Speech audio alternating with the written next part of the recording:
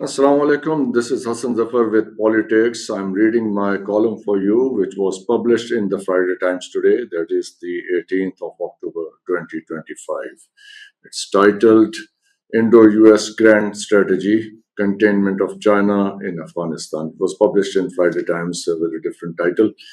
In my previous column, I argued that Afghanistan's use as an Indian ploy against Pakistan makes little sense. The country depends heavily on Pakistan for trade and transit, being landlocked and deeply tied to the Pashtun belt across Khyber Pakhtunkhwa and Balochistan. I also noted that closer India Afghanistan relations would open channels for Israel and American influence through India, unsettling Iran and China, both immediate neighbors of Afghanistan. There is no denying the friction between Pakistan and Afghanistan over the 2,500-kilometer border, over the 4 million Afghan refugees in Pakistan, and over Islamabad's role as a US frontline ally during both the Soviet and American invasions. Yet, these irritants do not amount to fundamental enmity. The Taliban government may be tempted by Indian investment, but this argument weakens in light of Beijing's increasing economic footprint in Afghanistan. Since the Taliban takeover, China has signed new agreements worth about 2 billion US dollars focused on mining, energy, and infrastructure. The best known is the Amo Daria oil extraction project, valued at 540 million US dollars over 3 years. Though only a fraction has been invested so far. Afghan officials also announced 6.5 billion US dollars in new mining deals with Chinese firms in 2023, but most remain at the memorandum stage.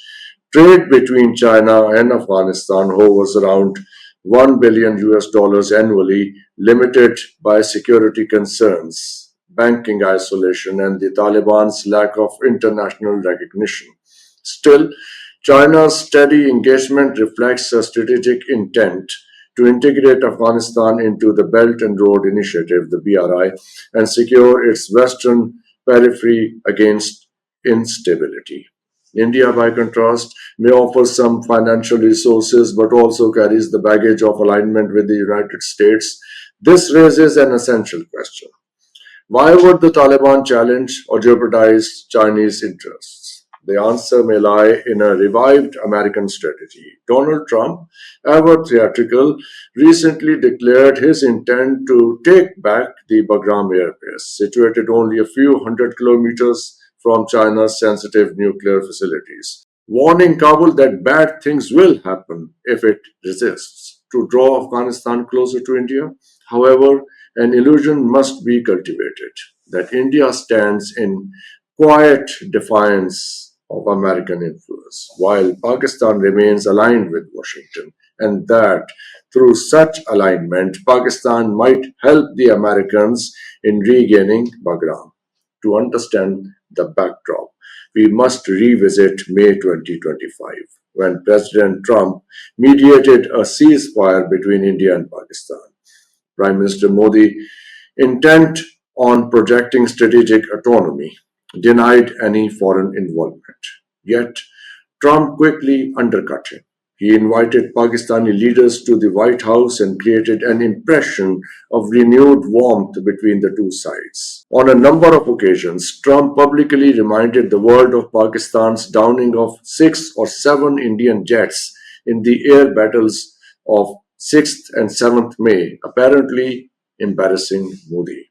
This episode, coupled with Washington's imposition of 25% tariffs on Indian goods and additional penalties for India's purchase of Russian oil, fueled speculation that the US India strategic partnership was faltering.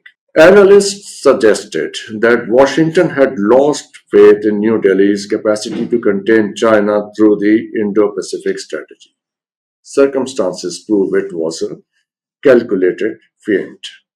Modi's subsequent outreach to Beijing, widely interpreted as independent diplomacy.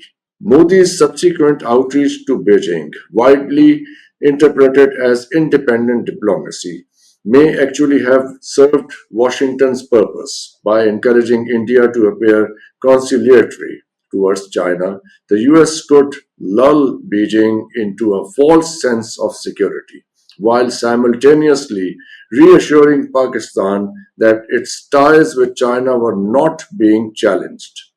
India's Godi media played its part alongside Modi's covert strategy in line with the Americans by lashing out at Trump all this while, creating an impression of deepening rifts.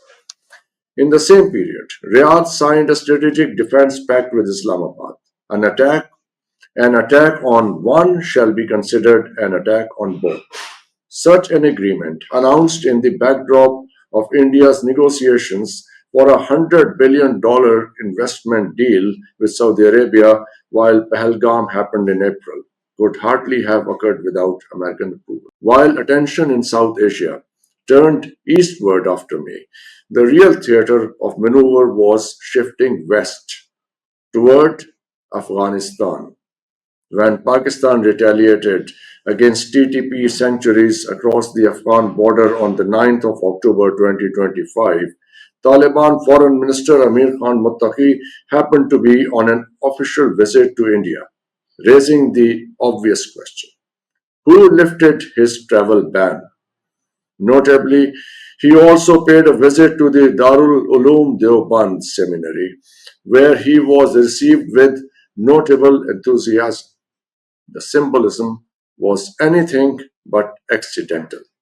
Almost a decade earlier, India's National Security Advisor had publicly discussed the possibility of engaging the Taliban through the Deobandi network. In 2024, the Observer Research Foundation of India published a paper titled Deoband and the Taliban: Faith, Diplomacy, and India's Theological Opportunity. It proposed that India could leverage its own Deobandi institutions to build diplomatic and ideological channels with Taliban. This shows that the India Taliban rapprochement was not spontaneous but long in planning and likely supported or at least encouraged by Washington and Riyadh. When the Saudis appear in any regional equation, an American blueprint becomes increasingly visible. Seen in this light, the Indo Pacific strategy may have seen a diversion, the real containment of China, or at least its testing ground, now lies in Afghanistan. The logic is familiar. In 1979, when the Herat uprising killed hundreds of Soviet advisors, US National Security Advisor Zbigniew Brzezinski persuaded President Carter to authorize covert aid to Afghan rebels, declaring, "We can give the USSR its own Vietnam." The same geopolitical field now reopens. This time, not for the Soviets, but for the Chinese. Beijing's ambitious Belt and Road corridors, particularly CPEC, cut through regions where any sustained instability in Afghanistan could have ripple effects.